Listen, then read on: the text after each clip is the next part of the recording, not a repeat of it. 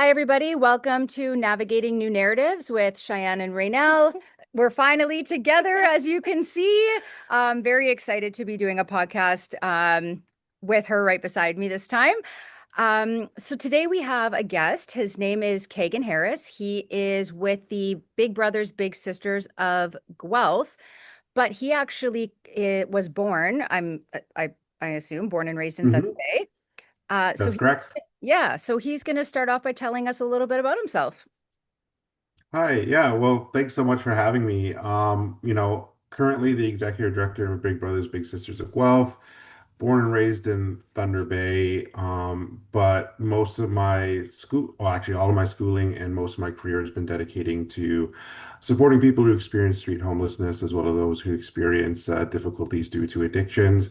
In a previous role, I worked as the director of housing development for a large nonprofit in the city of Toronto, building supportive housing units for people experiencing street homelessness, and other roles that had me working with them directly on the street. I was really interested in reaching out to talk to you about this just because, coming from Thunder Bay, I always maintain kind of a close connection and I always like to see what's going on. And um, there was an instance where I saw on social media some posts about, for those in Thunder Bay, if you're familiar with Spider Park, it seems like there's a bit of an encampment or some people who are experiencing street homelessness who are finding shelter in that area, and just some of the derogatory things that were being said about the people who live in that area.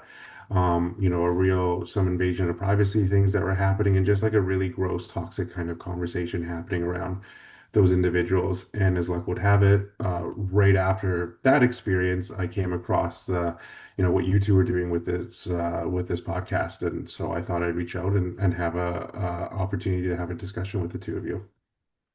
That's amazing. Yeah, absolutely. We're so happy to have you and get like a different perspective from some experiences that have happened in Thunder Bay. I myself I still live in Thunder Bay and I work kind of in the same area that you do in regards well or have in regards to houselessness and encampments and all those things. Um and like I experience that all the time and it's like Mhm. heartbreaking and it's so unnecessary because these people are struggling, right? So it's yeah, I'm happy to have you here and talk about your experiences as well. So, Yeah, definitely. And for me, when you talk about the Facebook post, that's something that really inspired me with my platform on Facebook and with this podcast, doing this with Raynell, and bringing awareness. There seems to be such a ugly discourse about homelessness and addiction, and I can't speak for the rest of Canada, but I know in Thunder Bay, like it's very rampant. Like it's very out there. People are very outspoken about it. And I find it very interesting that like you noticed it like right away, right? Even though you have been away from Thunder Bay for a while. Um, like what about it struck you as like, do you notice that it's Thunder Bay? Like, do you notice that there's a different kind of discourse in Thunder Bay or what? When it comes to when it It's not necessarily Thunder Bay specific that I find. I think it's very like it's a general kind of perspective that people have about people who experience street homelessness. It seems like they're a very targeted group of individuals. And I mean, I could just speak to like doing the work in Toronto. There is, we experienced significant pushback in NIMBYism when we were tasked with opening the first modular built supportive housing unit in some different neighborhoods during the pandemic. We experienced like a lot of different toxic pushback from it. And what's interesting is they all kind of fall like when you look at the you look at the pushback that people have and you look at the way that people talk about individuals who are in this scenario, they all kind of fall around in the same category, which is built around this idea of fear, this idea that they're dangerous, this idea that they're going to use drugs and they're going to cause problems and they're going to do like create all these terrible things. When you talk about housing, there's also a housing perspective in that they're if we move people into this area or if people encamp in this area, it's going to lower property values. So it's not unfortunately just a Thunder Bay specific thing. And it's what struck me about this is just because of that, like such close proximity to home, right? Like we're talking about my house used to go back into the backyard of that park there. And that park has always had people coming in and out, and it's really never been that much of an issue. And then all of a sudden it is. I think in just this, like with the advancement of social media, it becomes more prominent and it's easier for people to kind of get into other people's faces and share this information. And it was just really disheartening to see like that conversation happening literally houses down from where I grew up and the fond memories there. And I think like, dedicating my career to this, it definitely hits different when you see it so close to home like that. So Right. that's like it's definitely a more personal thing. And I would say that like just broadly speaking, it's the language and the way that people talk about this issue, it's unfortunately very similar across boundaries. Now, I think there's nuances to the northern experience and the experience in Thunder Bay, just because Thunder Bay is so much more isolated than a place like Toronto and things like that. But fundamentally, when you drill down to it, it's a very similar conversation happening across the everywhere, really. Right. Right. And it's unfortunate that that there is so many misconceptions that are being debunked and being talked about, but it's not falling on the right ears. Like it's almost like it's falling on deaf ears. Like when when people are advocating for people, like everybody deserves shelter, everybody deserves dignity, everybody deserves basic human rights, and people with lived experience like Raynell and I telling our stories like, hey, listen, this was the case. This wasn't what you thought. We were those people, but this is what got us there. Um, Even this isn't, um, there needs to be more, is basically what Mhm. I'm getting at. Like it needs to be widespread and more people speaking out. That's just kind of my take on it. And speaking to people that are on the opposite side of this issue, like getting into those uncomfortable conversations with those people, just to, because it's not helping anybody. Shame and stigma does not help change behavior, and it's proven like that does not Mhm. drive people to go into any sort of different direction. So by shaming and stigmatizing them, there's nothing to gain from that, So Well, I think it just also like shame and stigma in those situations, it perpetuates the problem realistically. Like Mhm. at the end of the day, these are human beings and a lot of them are struggling with different things. So like I think a compassionate outlook and just treating people with respect and kindness goes a long way. Like if we treat people in those situations just with a little bit of like compassion, understanding, we might have more individuals who change their perspectives. Like Cheyenne and I have asked individuals that we've received pushback from or where we witness these kinds of conversations online all the time. We ask them, like, will you come on and let's have a conversation about this? yeah, Nobody Mhm. wants to do that, which is like you're online saying all these horrible things, but you won't actually have a conversation with individuals even to like plant the seed or so we can hear you out. What are your perspectives on this? Why do you feel this way? And maybe like we can share our knowledge and our experiences to like light the lantern of hope that these individuals are likely struggling. And by treating people um in a horrible way and talking about them in such a negative way, it doesn't, where's the solution in that? right. Like there's no Mhm. solution. It just perpetuates the problem and unfortunately it becomes like wildfire where everyone just jumps on board. Yeah, and it almost drives Yeah. policy away, right? Because the politicians, like Yeah. people in power, they see that this is how people feel, this is what they want. They don't want these people around, they don't want these encampments, and it's like majority rules, right? So I feel like, Mhm. yeah, that's just kind of my take on it too. It's interesting because when these discussions about people experiencing street homelessness happen, it's often comes from like as you say, the shame, the stigma, it's rooted around this idea that it's the people who are the problem, Right, right? Like because fundamentally the way that they examine it is they look at if there's somebody who's in the park in their backyard, they see somebody in the back alley, they see somebody in a encampment in front of in a church or something like that. They see the people who occupy those spaces and they say that person there who's occupying that space, right. they're the problem. Yeah, And Yeah. in order to solve that problem, we need to make them go away. right. And that's generally how social policy has been focused on dealing with the issue for generations after generations. They view it as like, that neoliberal conservative perspective of, you got to pull yourself up by your bootstraps. There's the idea of deserving poor, undeserving poor, and people who are living on the streets using drugs, they're undeserving poor. So Right. they deserve all of our shame, all of our scorn, and everything like that.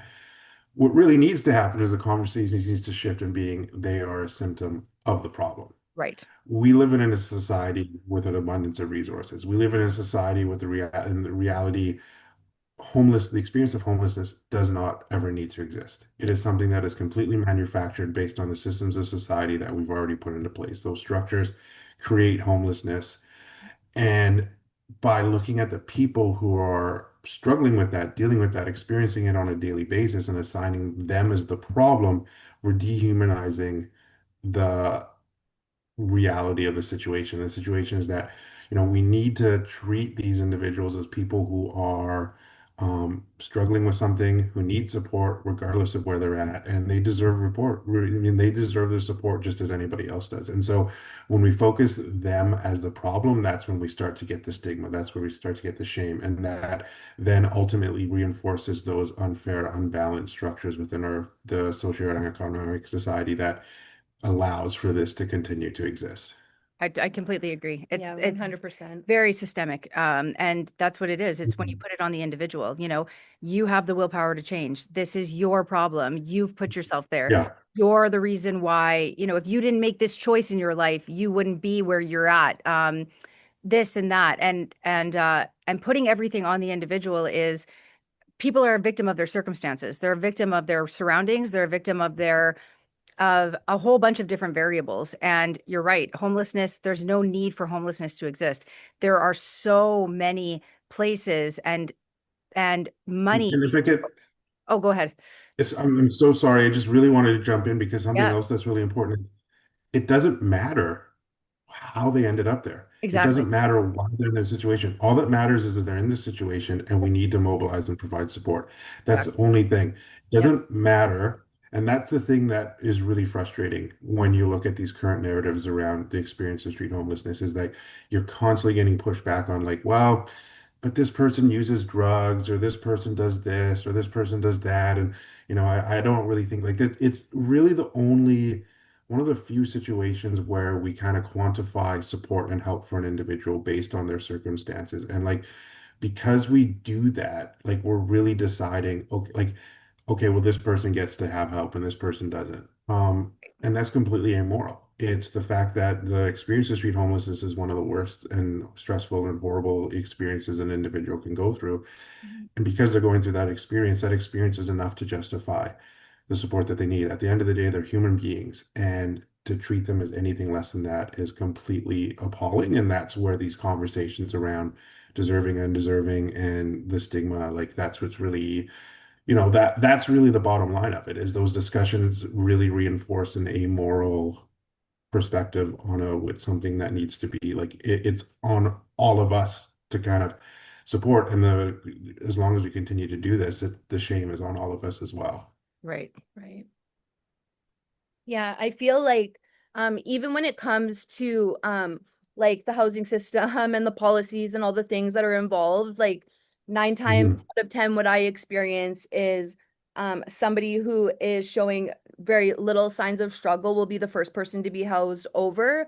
Like one of the programs that like I work for, that I'm the director of outreach and engagement. So we used to have low barrier harm reduction housing, and it was designed for individuals who use substances because um, and we just like welcomed everybody in that regard, right? We didn't discriminate against circumstances, but Of there course, yeah. isn't housing opportunities or supportive housing or any of those kind of structures really in place. Like at least in Thunder Bay, like I don't see any other program that has designed something where anybody and everybody is welcome, regardless of your circumstances, because housing is like the cornerstone of different um directions being taken. Like that's the fundamental security thing that individuals need, is like a place to feel safe, a place to call home. Mhm. um like I can't I've never experienced myself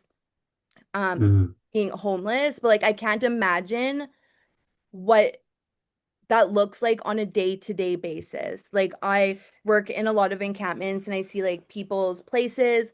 And this is another Mhm. thing that happened a lot last year is like we had individuals within the city who would see these encampments and like literally go and harass these people, light their places of residence, like wherever they were situated or located on fire, or just throw away all of their belongings for just because they were there, Yeah. right? Like how Mhm. horrible of a Yeah. situation is that? Like, um, oh my gosh, yeah, it breaks my heart because at the end of the day, like we're all saying here, like these people are human beings with experiences, and it's just it's horrible. And how alone do you think they already feel? Like, how 100%. down do you think they already are? Like, and to Mhm. exaggerate that with your narrative and with what you say, like I've even seen things online where it's like, oh, lucky them, they get to camp for free. I have to pay $200 Yeah.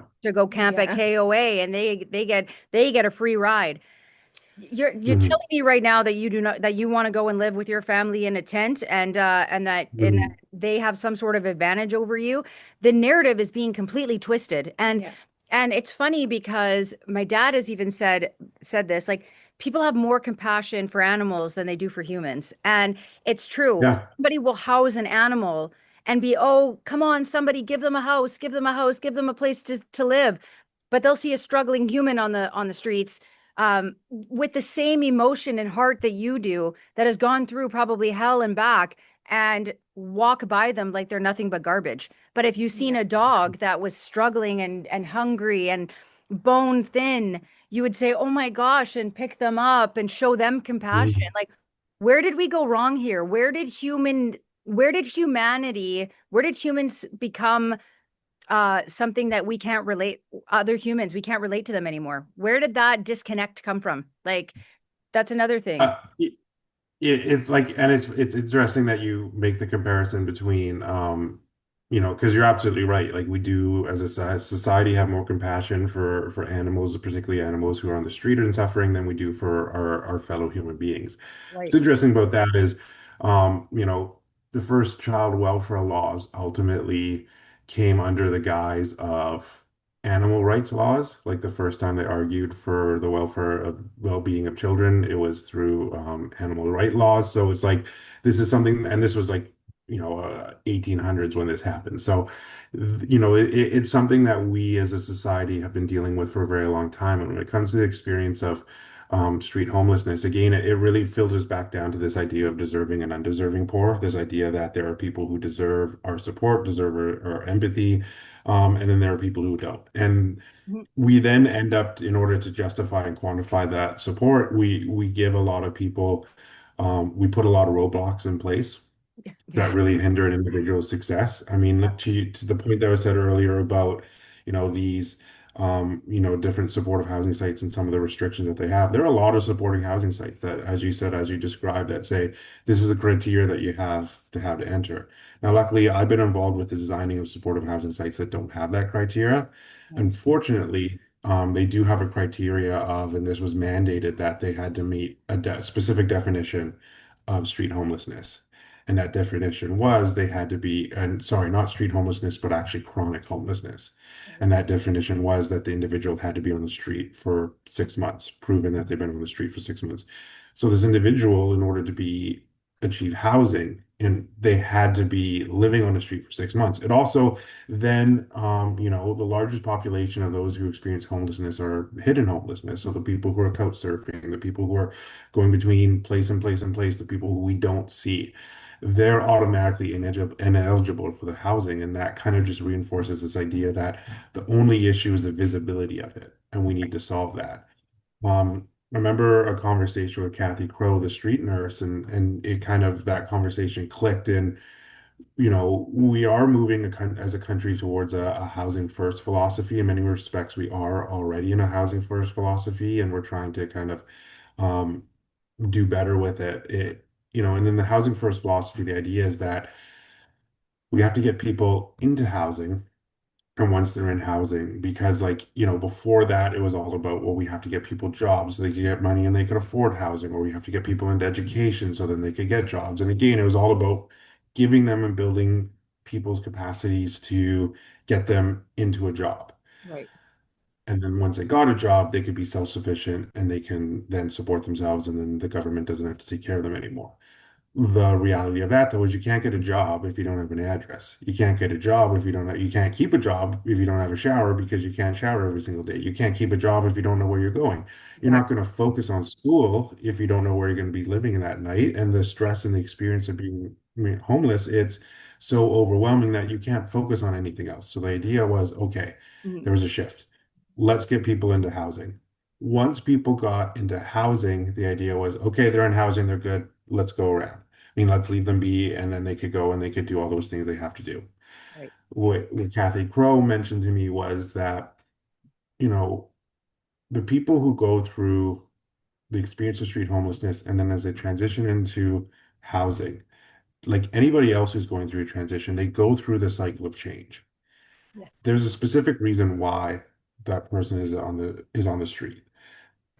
And when you're transitioning into a more quote unquote normative lifestyle where you're living in the housing, it's hard, it's difficult. And so as you're going through that cycle of change, the reality is relapse Yeah. is part of the cycle of change. There's going to be a moment where they might relapse and they might put their housing at risk. They might relapse and they might get put back onto the street. And we as a society have decided, well, you get one shot and that's it. Whereas It's instead, we unrealistic, need, right? yeah, and like we need to put the supports in place so that when somebody does have that relapse, it's okay. They could go right back to where they are. They get the supports to kind of manage that relapse properly, because otherwise, you're just going to get a revolving door of people just going through the system without supports that fully understand that cycle, and then they go through. I do have to say there are a lot of great I've worked with a lot of great organizations in Toronto who do understand that and do kind of push back against that thing. And like even through my own work, like we put measures in place to do that. There just needs to be more of it. There needs to be more. And I think like a place like Thunder Bay is quite slow to pick up on that. And because again, because of its isolation, because of maybe a bit of the brain drain that happens with the young people who move out of Thunder Bay once they graduate. I think there needs to be some of that perspective being brought back into Thunder Bay, where it's like taking some of these best practices that, frankly, not just in Canada, but from around the world, of where support services, how we provide support. You look at places like Finland, where they've eliminated chronic street homelessness. Like these are all Right. attainable, doable things that we can do, and Thunder Bay is a prime example of it. But it's just the will isn't there to do it. Not at all. Yeah. So I've had Mhm. conversations like that's what we try to offer at Elevate too is like when we end up working with street homelessness folks and then we get like they get a housing offer, we get them in housing, but we're there to support them along the way and also advocate when they're struggling because I've had conversations Yep. where it's like this person wasn't ready for housing, they shouldn't be in here, this is a problem, we're going to evict. And I'm like, well, wait a second. Like, let's have a conversation and see what this person actually needs and be there supporting. But it's like the first jump is like, they're not ready for this. We're gonna put them back where they were. Yeah. Which doesn't make sense to me, right? Like why don't we understand exactly what you're saying is like with everything, there's transition periods. Like imagine how like what a change it is, of course, to end up being housed, but also there's like no support in regards to or like there's so many barriers in regards to getting like access to like a bed Right. in their unit. You know what Mhm. I mean? Yeah. Mhm. Or they're just like strictly from my experience, like monitoring this person, looking for flaws, problems to have a problem with this individual right off the hop, which is like so unfortunate and like a heartbreaking situation because they're just expecting this person to not make it and to fail or to cause problems, right? Yeah. Instead of just being supportive and it goes back to stigma, like, or having like friendly conversations with these people and making them feel welcome as they transition and begin to feel comfortable in the housing setting. Like, nothing happens overnight in every situation in life. Nothing happens overnight, right? It takes time, but I see like a lot of other organizations who offer like housing situations they'll get the person housed, but that's it. Yeah. Like there's no follow-up, there's no nothing. This person is just basically left to struggle on their own continuing, but and have no supports or any access to resources. They're just left on their own to like adjust, which is to me setting them up. Hi everyone. Sorry about that. The connection dropped just randomly out of nowhere. So we'll get back to the conversation that we were having. So I think it was Raynell that was speaking about the housing, like the qualifications, was it for like the housing that Yeah, you just maybe some of like the barriers that people Yeah, experience as they try to get housing, and just right. and there was actually a point I wanted to talk about, because I think like you had mentioned the idea that um, you know, the messaging that this person isn't ready for housing and they're going to look for evicting. That's actually something. So we we found in some of our supportive housing sites, people who are coming straight from the street into housing, there was a lot of behaviors, and there are a lot of behaviors that, as a landlord, when you first introduce, like, even in a supportive housing site, you still have to follow those landlord rules and kind of those traditional ways of doing things. And so, say if somebody's having a behavior and they kick a door, and it dents a door or something like that, that will automatically result in an N5, an eviction notice. Yeah. And then we were finding from there, the behaviors were starting to spiral. So we did kind of an assessment analysis, and we realized that what was happening was people were struggling with that transition. They were recognizing and realizing that um, we recognized that when they were struggling with that transition, that's when we'd see those behaviors. Those behaviors resulted in N5, and then those behaviors would start to spiral.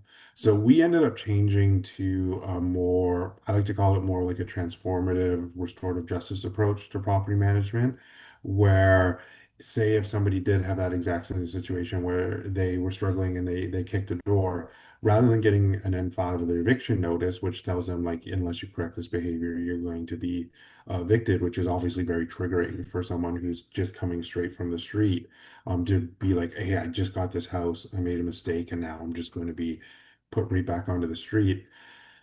We created a system where if that happened, they would meet with the support worker, they would meet with the landlord, like the property management manager, and then the three of them would have a conversation about what needed to happen to ensure that this behavior didn't happen again. And then also like what kind of support the individual can give to the landlord to help kind of rectify it. Like, so for someone who did have experience with fixing walls and stuff like that, they might be able to help fix the mess that they made, that kind of thing. And from there, we saw a significant reduction in behaviors, as well as significant reduction in eviction notices going out. And this to say that I think like there has to be this fundamental understanding to what you alluded to, in that it is a transition and it's difficult for people to manage and maintain that transition. And we have to create support services that are mindful of that and aware of that, and then provide that kind of um, support and guidance that meets them where they're at, rather than punishing them. And again, just becomes an extra barrier, because then when you do that, when supportive housing sites do those quick evictions and do move into that route, um, you just end up becoming a part of that system as well, where it's um, you're no longer an agent of support and care. You just become an agent of getting somebody back out on the street. You're just the same as all the other structures and things out there that are keeping people on the street. Yeah. Yeah, and I have a point to make. Like, so, like, where are they allowed to be human as well? Like, so if I look at Yeah. myself, yeah, if I look at myself, where I decided to get sober, I had my father, and I had so much support Mhm. from him to, get a career, have a house, my children. I had everything there set up for me, but it was still a transition, even with that. So where is it that the people that are coming from these horrible situations, why do we place such high standards on them and not anybody else? Do you know, like, Do you see what I'm trying to say Oh in yeah. a messed up way? Because, okay, so even with like schooling, do you know how much it takes even just a regular 21-year-old fresh out of high school, how much support it takes for them to focus on their school, get the grades, their parents tell them, don't even get a job. We'll help you. We'll cook you dinner Mhm. every night. Focus on your studies. You're okay. They're allowed to get angry. They're allowed to get mad. They're allowed to do this. They're allowed to do that. We're expecting people who are coming from severe trauma, severe conditions, severe anything that have happened in their life, Stress. placing them in places and expecting perfection. Yeah. We're not expecting any humanity whatsoever. Like we're expecting them to heal the way that we expect them, that we want them to heal. We're expecting them to, Hmm. act the way that we want them to act. We're monitoring them like there's some sort of, like incapable human, like they're Hmm. subhuman of some sort. Like you said, people that are deserving poor and undeserving poor, like how does this elevate their self-worth or value in any way, shape, or form by being constantly monitored and every move that they make being judged as either a good move or a bad move? Like, Yeah. like it's the whole system is Hmm. is dehumanizing all in itself, like in a way, I just But it completely is, and yeah, it's completely valid that what you're saying because it extends beyond just when people finally reach out and get that support. It's also when, or I should say, the when they're lucky enough to get that support. It's also like the minute that they find themselves on the street, their expectation is, well, they can't use drugs, they can't drink, they can't do this, they can't do that. They essentially have to be model citizens in a unprecedented, one of the most stressful, traumatic experiences that somebody can go through. right, Gaber Mate, when he talks about discussion, I mean, when he does talk about addictions, he often talks about addictions from the perspective that um, not every trauma victim is a drug addict, but every drug addict is a trauma victim. right, And when you look at the experience of street homelessness, when you take that lens and you apply it to the experience of street homelessness, I always tell people, I tell my students when I talk to them, if I was homeless, I'd be a drug addict too, because it'd be the only way to really cope and live and experience that, to get through that kind of traumatic experience. It is right, a trauma. Yeah. And what we're seeing when people are on the street using, drinking, they're trying to cope with that trauma. And right, again, because we view them from this perspective of, okay, well, they're using drugs, they're drinking, that automatically makes them undeserving of our support and our empathy and our just regular human compassion. We we are not again treating the issue, which is the issue is like what we're visibly seeing is them trying to cope with the trauma of everything that's going on in their lives. They might have experienced trauma before the experience of being street homelessness. It could be they're using because they could be driven by this particular experience. Regardless, it's like you're seeing a symptom, and again, you're seeing that experience. You're seeing how people are coping with that trauma, and then we're telling them no, they have to not cope that way in order to get help. And then once they do get help, they're being told no, they have to follow this model and do this and do that. And it's just it's the unrealistic expectations as soon as no, they go in. It's like over. if somebody broke their leg, yeah. Yeah, no, go I ahead. was just gonna say if somebody breaks their leg, you wouldn't say, okay, well, Mhm. you're going to have to spend the next 5 days sitting on your couch, not moving your leg. And if you do move your leg, you're not going to get a cast and you're just going to have to heal on your own. Like Right, that's what we're doing. Like we have to look at it from a moment. Like there's a supportive housing site in Toronto where the hospital, I believe it's UHN, they for people like it's a prescription based housing, so it's like somebody who goes through their emergency room and they could assess and they understand that street homelessness is what's causing a lot of their issues. They could prescribe them housing and they have a supportive housing site that they can go to.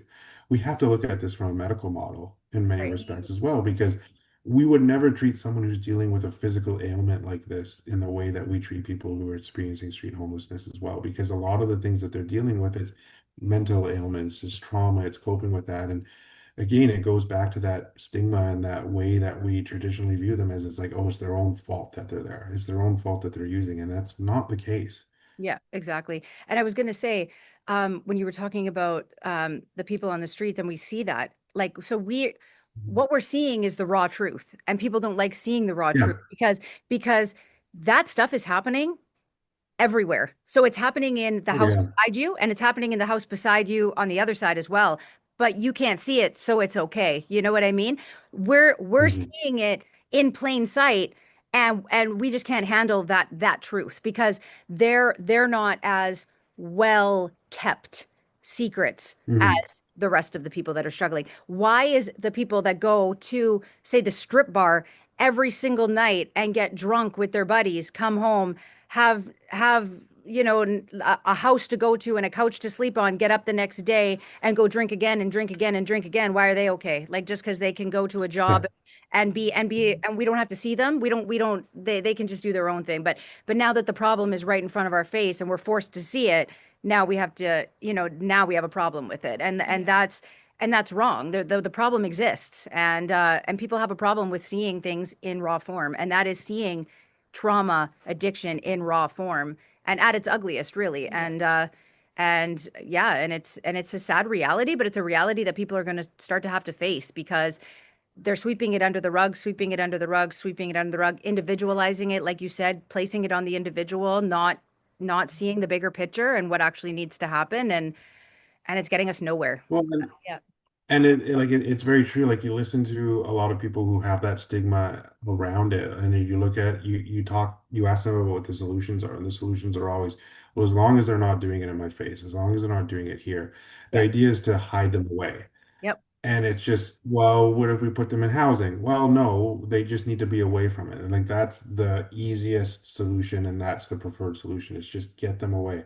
Oh, Yeah. they're in Spider Park, they're drinking. I want them to go drink somewhere else. Yeah. It's never, hey, you know what? I don't like having all these beer cans around here. Wouldn't it be nice if these people had a house that they could go and drink in and then dispose of those beer cans? Instead of advocating against the people doing this, why Right. not advocate to give them a space where they can do it, a space where they can feel safe, a place where, if they're going to use, they have a friend who lives 2 floors down and they could call them up and say, hey, I'm using a substance. Can you check in on me? Make sure I don't OD. I've got naloxone and things like that. Like create a much more empathetic place to um, where people can use safely and drink safely and And things we're like that. totally Like okay. that's you know And we're totally okay with like bars, but we're not okay with safe injection sites, which is Right. exactly the same thing, yeah. like, but it's for people that use drugs. And we need to destigmatize this, people who use drugs, Hmm. because a lot of Yeah. people Well, like, throwing these stones, they live in glass houses. Like a lot of these people, if you were to have your life on display, you wouldn't be saying as much as you would be about the people that you can see whose life is on display. Like no one is perfect. So, um, and in my career doing this work, the most effective way that I've found to kind of shape and change minds and get people to see where we are. So when we opened our 2 supportive housing sites, we opened them in 2 communities, and there was like a violent vitriol pushback to it. People did not want these buildings in the community, and like I said earlier, alluded to earlier, it all kind of revolved around specific concerns that were around safety, property values, those kinds of things, like drug paraphernalia in the neighborhood, those kinds of things. So we did like really extensive community development work, and what we really wanted to do was we really wanted to shape and turn the community that was against us into community allies.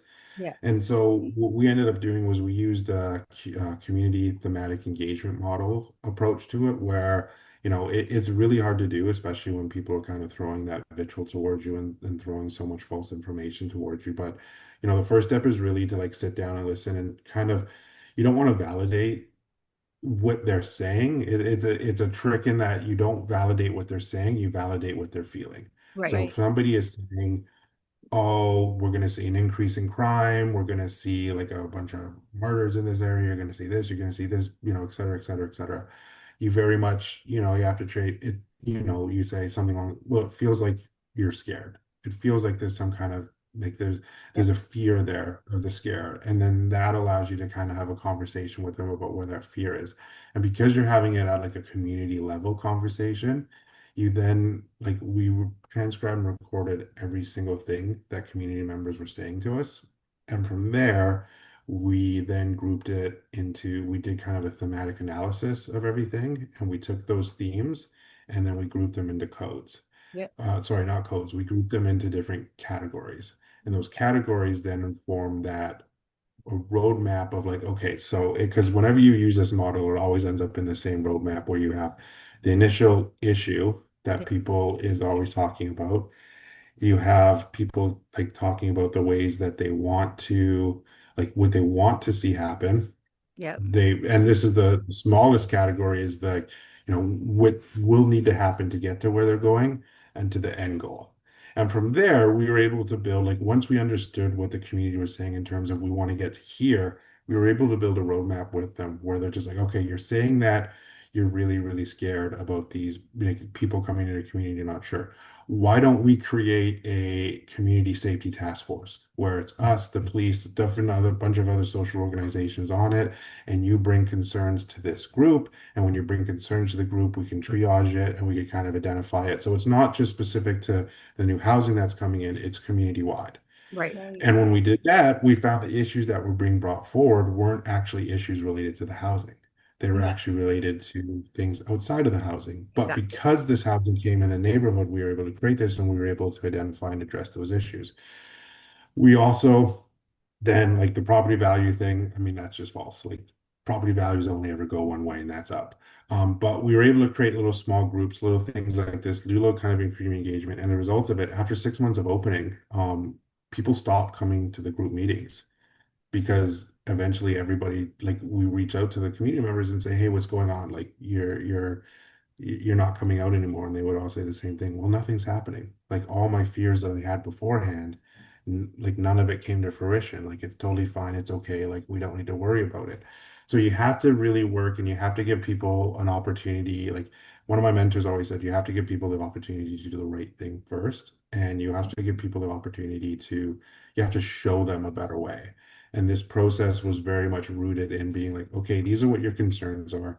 Let's address those concerns while also showing you that, these people aren't the monsters that you're making them out to be by Exactly. coming into your community. And we were really successful. And as a result of it, we had people who were, on the front page of the local neighborhood newspapers advocating for this site to be torn down or moved somewhere else and stuff like that. They became our biggest supporters. They go into those housing sites now with food for everybody, cooking meals for people. We had people who were, they were so aggressively opposed to it, but then they organized donation drives where the entire neighborhood came out. Like, for the first year of operations, after one donation drive, we had to tell the community no more donations because we had so many. And it's like, so that's how effective, like, if you, my encouragement to listeners and to yourselves would be like, try to dig down and try to understand what the feeling is where people are coming from. Right. And it's really hard to not judge and it's really hard not to kind of react with facts and things like that, but really dig down and find out where that feeling is, validate that feeling and show them a better path forward Right. that's built around compassion and understanding because it does really have, I've seen it. It does have an immense powerful impact and, you could quickly turn people, and if you have the patience to do it, you could turn people from oppositional to some of your biggest allies and some of the biggest cheerleaders. I like that advice. It's advice that I need to take as well, because I get a lot of pushback and sometimes my old behavior Oh, sometimes my old behaviors come out and it just feels I feel attacked and I kind of I don't like I don't attack back, but I just, I just say like, man, this is very hurtful sort of thing. But, I do understand that a lot of stuff comes from fear and a lot of stuff comes from like hurt people. The problem mhm. is a lot of people don't want to hear that, like that they're scared. Like it almost sounds like Yeah. say, this is coming from a place of fear, you're almost like you're calling them weak, and they don't like Mhm. hearing that. For me, I embrace it. I know that I've been fearful my whole life. I really look back on it now and I realize so much of my decisions come from fear. And having that self-realization really helps because I don't know where fear became, something to be not proud of or like say that I'm fearless, I don't fear anything. Like that's completely unrealistic and unhuman. Humans are supposed to fear in order to survive. So it's a totally valid emotion to have, but for some reason an emotion that not a lot of people like to acknowledge that they are feeling. I don't Yeah. know.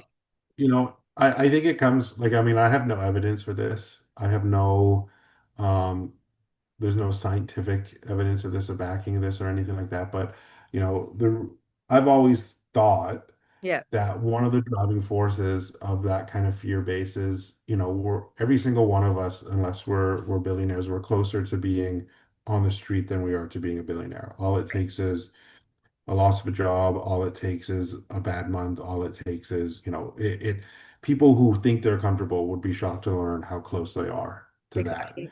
And I think subconsciously, like, you know, when people see people experiencing on the, like living on the streets, maybe they're going through a tough time or something like that themselves, it's, can see themselves in a situation like that. And that's where the fear comes from, Right. with the idea of, you know, they see themselves in that position. And it's like, you know, it's a valid concern. Life is stressful. So for some reason, we've decided to make life the most stressful possible version of what it could be.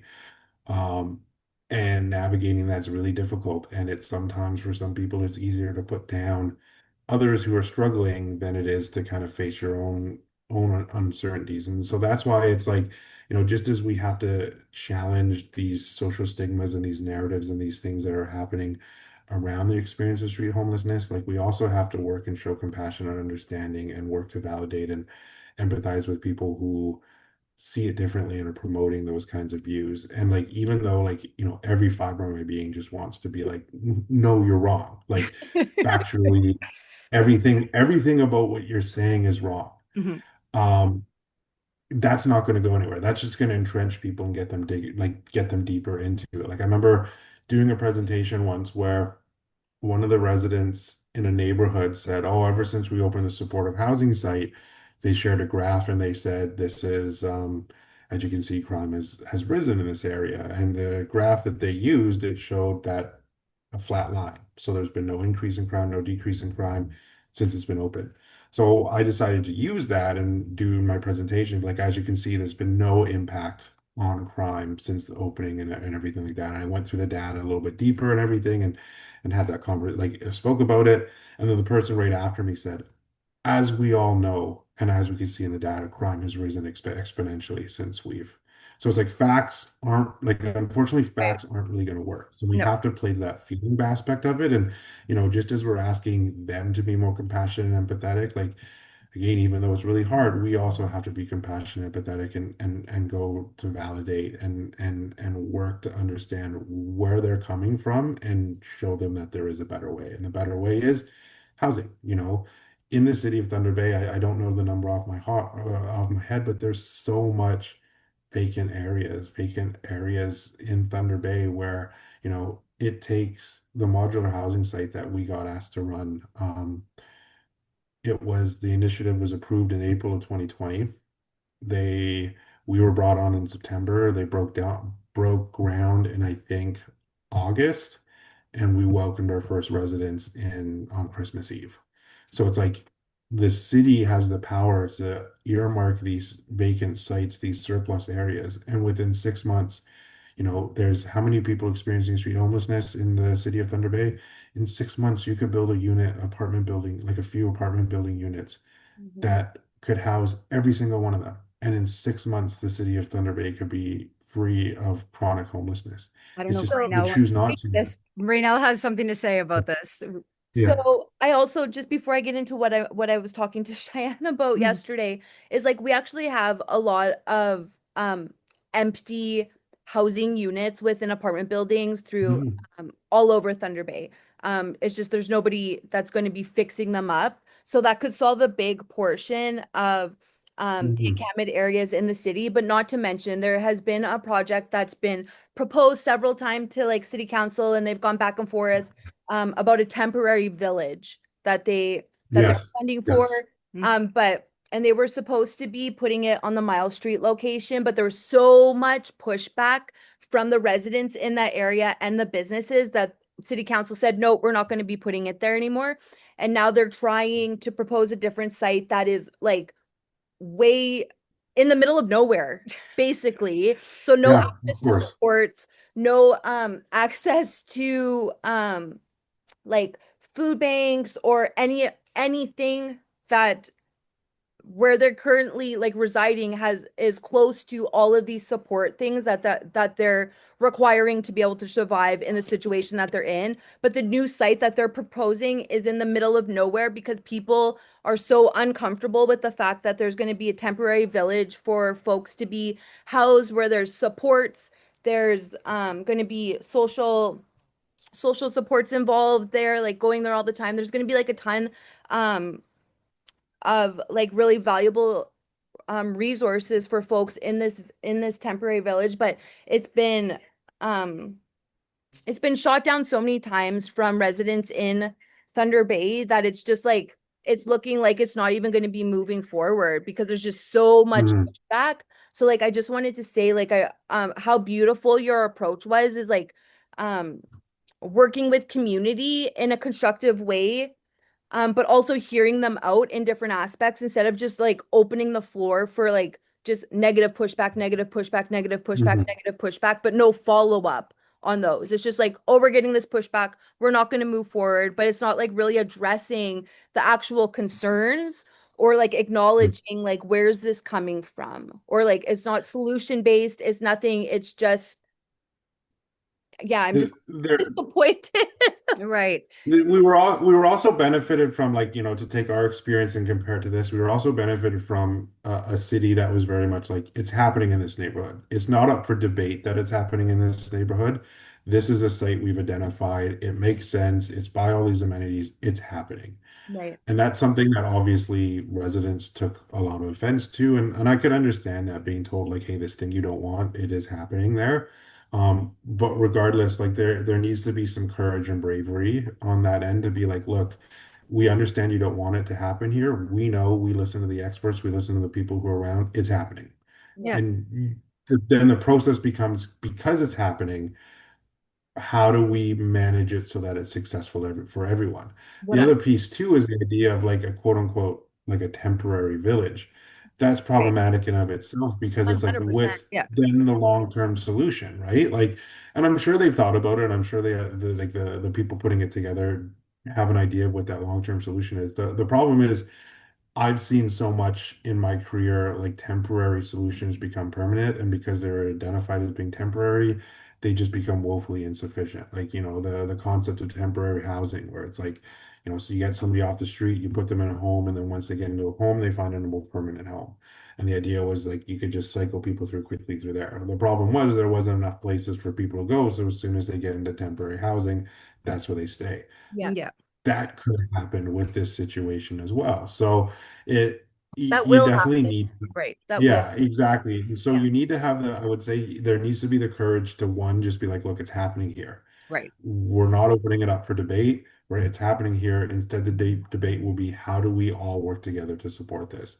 Mhm. And then the second piece is there also needs to be courage to be like, look, we need to find permanent solutions to this because right now it's something that's always happening. We cannot, pat ourselves on the back for just picking and choosing a temporary solution. We have to do something that's permanent and go from 100. there. And Really? so I think like And I, as I well. I think one of Go ahead. the one of the issues with Thunder Bay in particular is that, you know, in my work with Toronto, there is a lot of NIMBYism, and NIMBYism unfortunately can be successful in Toronto. However, I find in Thunder Bay that NIMBYism is especially successful um, in denying projects. Like I remember, growing up in Thunder Bay for years, hearing about these wind turbines that were going to be on the like Mount McKay area, Northwest Review Mountains, and everything like that. I remember thinking that's such a great idea. Yeah. It's windy in that area. It could power a lot of things. And, oh, the bunnies aren't gonna live there anymore, or this or that, or some of these ridiculous things. And it didn't happen. Right. And that happens so often in Thunder Bay, where it's Yes. just there's a community pushback and the powers to be completely fold and they get their way and the city doesn't change at all. And then as a result of that, young people like myself, we see the city and we're like, okay, well, if nothing's changing, I'm going to go where things are changing.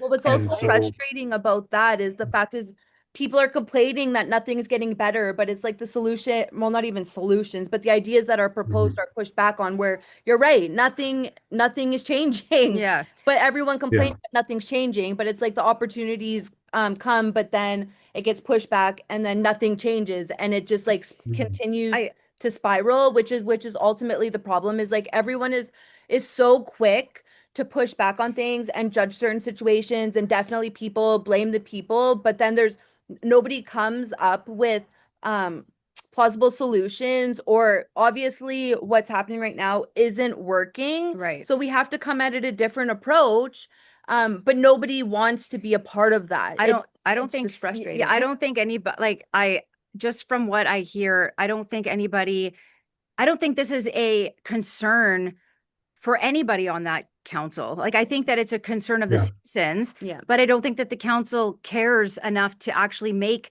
real solutions. They're just trying to patch up where they can to, make the people, okay for a temporary while, but I don't think that this is on any of their radars as something that they really want to fix, or It's all band-aid it's solutions. all band-aid solutions. Yeah. And there was actually like when we were talking about the pushback of the location, I actually have zero understanding of that pushback. Reason being is because that area, They're already there. the largest shelter is right beside that building. So they're Mhm. already there. So I don't understand where, and that area is an area where, like Raynell said, there's tons of supports in that area.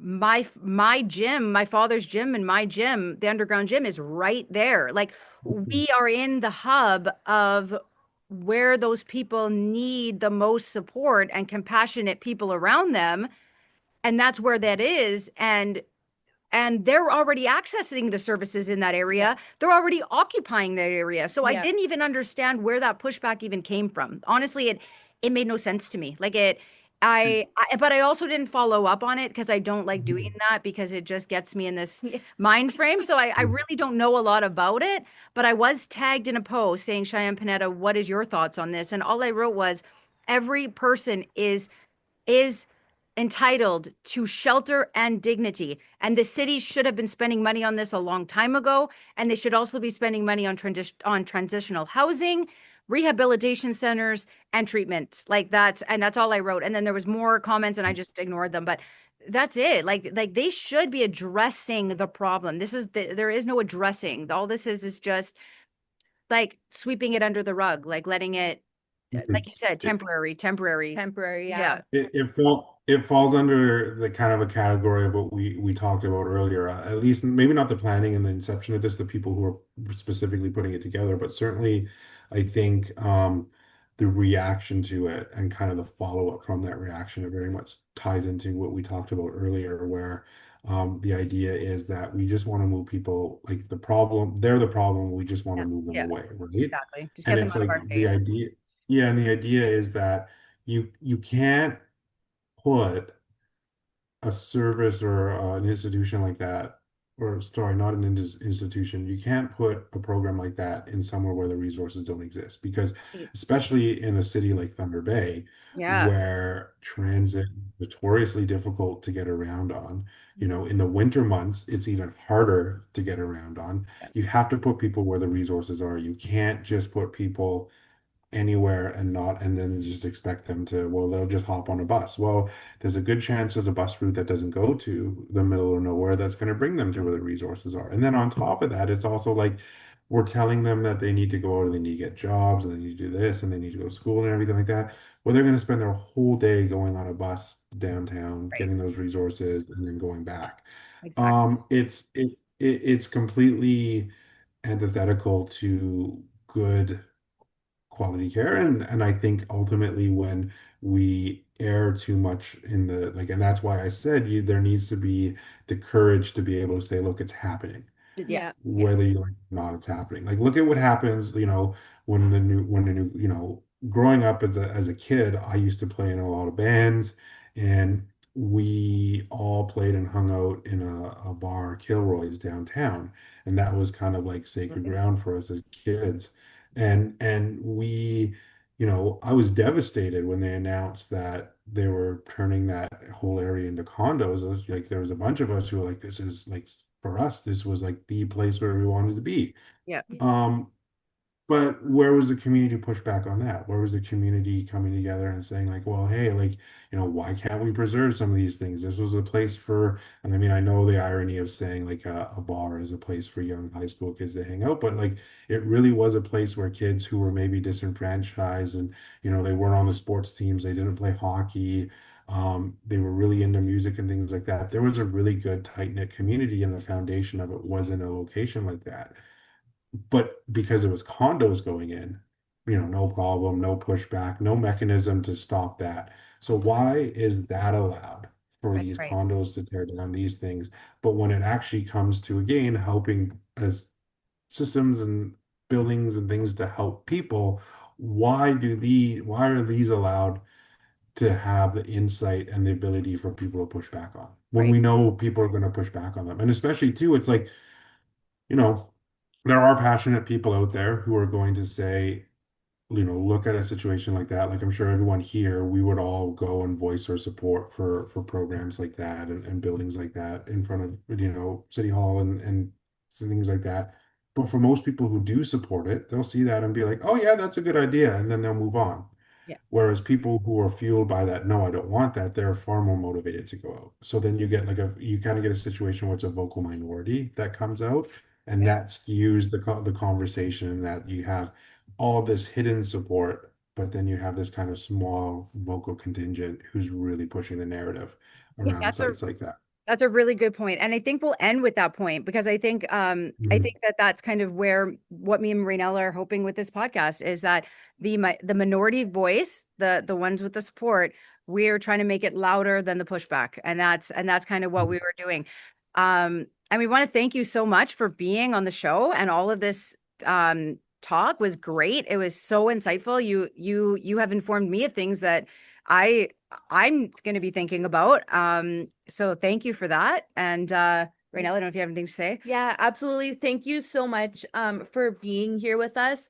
I definitely have gained like a lot of insight as well about like especially the area that I work in regards to um how better to support it, and the way to be looking at things and looking at the pushback in regards to some of the projects that we're going to be doing in the future, how an option to navigate through those things and be mindful of moving forward in some of the things that we're going to be doing. So, Yeah. yeah, I think this is exactly a good portion of what people need to kind of be aware of and listen to in regards to kind of like understand the different perspective regarding the things that we were speaking about today. So, Yeah. thank you Thank so much for Yeah. being with us and taking the time. Cool. Thank you. yeah, thank you Yeah. for your Thanks knowledge. for having me. Thank you. Thanks for having me. It was wonderful to be a part of this, and I appreciate all the hard work and everything that you're doing. I think, the more that we can do to shift the conversation into a more positive and powerful, hopeful way and because at the end of the day, human beings deserve to be treated like human beings. And the way that we collectively as a society treat people who experience street homelessness, I mean, it's always said societies will forever be judged on how we treat those less fortunate. And if that's true, then we are an abject failure as a society because of the way that we treat those who need the support the most. That's a Yeah. beautiful, beautiful quote to end with, and I totally agree. Yeah. All right. It was great. Thank you, everybody, for listening, and we'll see you on the next one. Bye, everyone.